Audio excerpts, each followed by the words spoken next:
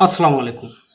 America এবং ইরানের মধ্যে পাকিস্তানের রাজধানীতে ২১ ঘন্টার আলোচনা হয়, কিন্তু সেই আলোচনায় কোনো চুক্তি বা সমঝোতা ছাড়াই সেই আলোচনা শেষ হয়। ইরানের ৮০ জনের একটি প্রতিনিধি দল পাকিস্তানে এসেছিল, আবার আমেরিকারও উচ্চ পর্যায়ের একটা বড় প্রতিনিধি দল পাকিস্তানে এসেছিল আলোচনার জন্য। আলোচনা হয়, কিন্তু সেই আলোচনায় কোনো ফলাফল ছাড়াই শেষ হয়। আমেরিকার ভাইস প্রেসিডেন্ট জেডি ভ্যান্স বলেছেন যে আমরা ইরানের সাথে আলোচনা করেছি, ইরান তাদের কোনো বিষয়ে এক চিলও ছাড় দেয়নি। আবার ইরানের পক্ষ থেকেও বলা হয়েছে যে আমরা আমেরিকার সাথে আলোচনা করেছি, আমেরিকা তাদের কোনো বিষয়ে ছাড় দেয়নি। এই আলোচনা বসার আগেই ইরান আমেরিকাকে স্পষ্টভাবে জানিয়ে দেয় ইসরায়েলকে অবশ্যই লেবানন হামলা বন্ধ করতে হবে, যদিও ইসরায়েল তাতে রাজি হয়নি। কিন্তু বৈঠক চলাকালে ইরান বেঁকে বসে। তারা আমেরিকাকে স্পষ্ট জানিয়ে দেয় লেবাননকে এই যুদ্ধবিরতিতে অন্তর্ভুক্ত করতে হবে। আমেরিকা বলছে না, লেবাননকে এই যুদ্ধবিরতিতে অন্তর্ভুক্ত করা যাবে না। ইরান বলছে তাহলে কিসের আলোচনা? আলোচনা করার তো প্রশ্নই আসে না। যে লেবানন ইরানের জন্য যুদ্ধের ময়দানে নেমেছে, সেই লেবাননকে তো ইরান একা ছেড়ে দিতে পারে না। তারপর আমেরিকা ইরানকে বলছে, এই ইরান, তুমি হরমুজ প্রণালী খুলে দাও। ইরান বলছে হরমুজ তো খুলেই দিয়েছি, যারা যাবে তারা আমাদের অনুমতি নিয়ে যাবে। আমেরিকা বলছে না, এভাবে হবে না, তুমি হরমুজ প্রণালী থেকে কোনো টোল আদায় করতে পারবে না। ইরান বলছে তাই হয় নাকি? এতদিন যুদ্ধ করলাম, আমার দেশের এত ক্ষতি হলো, আর তুমি বলছো হরমুজ প্রণালী এমনিতেই খুলে দিতে হবে না। ইরান বলছে আমরা পারবো না। তারপর আমেরিকা আবার বলছে, এই ইরান, তুমি ইউরেনিয়াম সমৃদ্ধ করতে পারবে না। তোমার দেশে যে 450 কেজি ইউরেনিয়াম রয়েছে, সেগুলো আমাদের হাতে তুলে দাও। ইরান বলছে আমার ইউরেনিয়াম তোমাকে দেব কেন? আমার দেশে থাকবে। তুমি এসে আমার দেশে ভিজিট করে দেখবা যে আমি সেটা দিয়ে কোনো বোমা তৈরি করি কিনা। ইরান বলে দিয়েছে আমি ইউরেনিয়াম সমৃদ্ধ করব, সেটা আন্তর্জাতিক আইন মেনেই করব, আমি কোনো বোমা তৈরি করব না। আমেরিকা বলছে তাই হয় নাকি? তোমার কাছে বন্দুক থাকবে আর তুমি গুলি করবা না, এটা তো হবে না। তুমি কোনো ইউরেনিয়ামে রাখতে পারবে না, কারণ তুমি ইউরেনিয়াম রাখলে যে কোনো সময় সেটা পারমাণবিক বোমা বানাবে। ইরান বলছে না, আমি এত গবেষণা করে সেন্ট্রিফিউজ তৈরি করে ইউরেনিয়াম সমৃদ্ধ করা শিখেছি, আর তুমি বলবা আমি ইউরেনিয়াম সমৃদ্ধ করা বন্ধ করে দেব, এটা তো হবে না।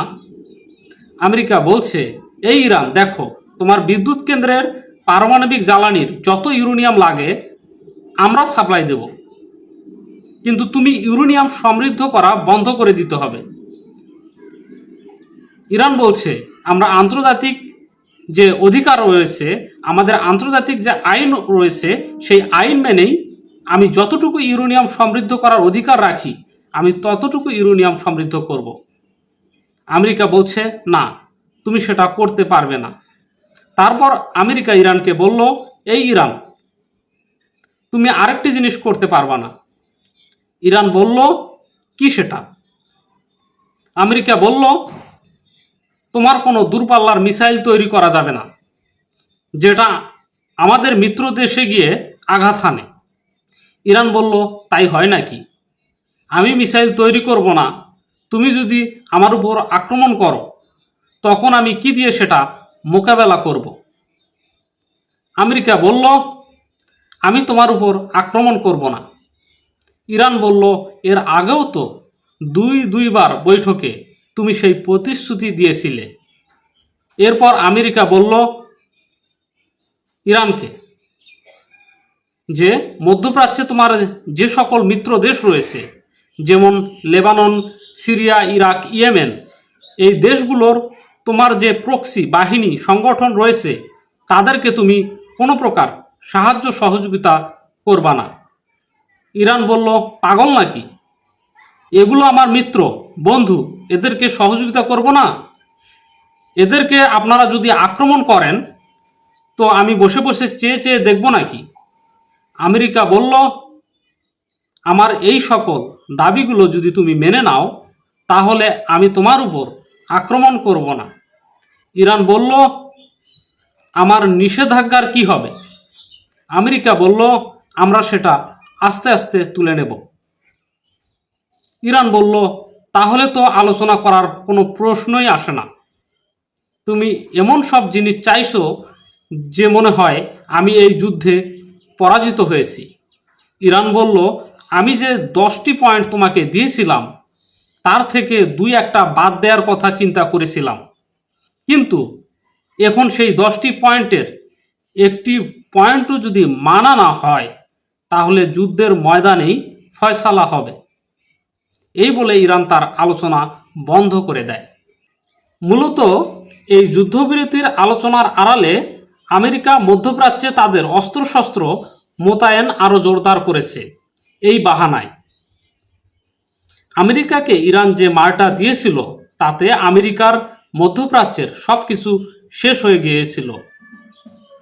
আমেরিকা তাই তড়িঘড়ি করে বাধ্য হয়ে যুদ্ধবিরতি করে। কিন্তু ইসরায়েল নামক দখলদার রাষ্ট্রটি তারা কোনো যুদ্ধবিরতি চায় না। আর আমেরিকা তো ইসরায়েলের হাতের পুতুল, কেননা ইসরায়েলের গোয়েন্দা সংস্থার কাছে আমেরিকা সরকারের উচ্চপদস্থ কর্মকর্তাদের অনেক গোপন নথি রয়েছে, যেগুলো প্রকাশ করে দিলে তারা সবাই জেলে যাবে। এই যুদ্ধের মাঝে ইরানের জন্য একটা সুখবর, সেটি হচ্ছে ইরানকে পর্যাপ্ত আকাশ প্রতিরক্ষা ব্যবস্থা এবং অন্যান্য মিসাইল যে দুর্বলতা রয়েছে সেগুলো চীন যথেষ্ট সহযোগিতা করছে। চীন যে বিপদেও মিত্রদের ছেড়ে যায় না সেটি আবারও তারা প্রমাণ করল। তো প্রিয় দর্শক, ইরান আমেরিকার আলোচনা যে ব্যর্থ হলো এর কারণ কি বলে আপনি মনে করেন? কমেন্ট করে জানাতে পারেন। আর কবে নাগাদ এই যুদ্ধ আবার পুনরায় শুরু হবে বলে আপনারা মনে করছেন? কমেন্ট করে জানাতে পারেন। এখনকার মতো বিদায়। আল্লাহ হাফেজ।